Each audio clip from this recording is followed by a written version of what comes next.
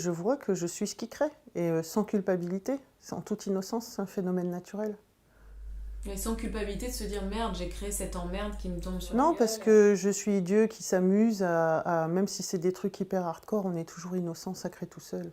Depuis des schémas inconscients, non vus, pour qu'on les voit. Donc en fait, la création, elle est innocente en elle-même. Et le processus créateur est innocent, c'est naturel, c'est juste une merveille, même si ça crée dans la matière, dans la matrice, ça peut être horrible hein, pour la psychologie humaine, certes, mais c'est pas de là depuis où je parle.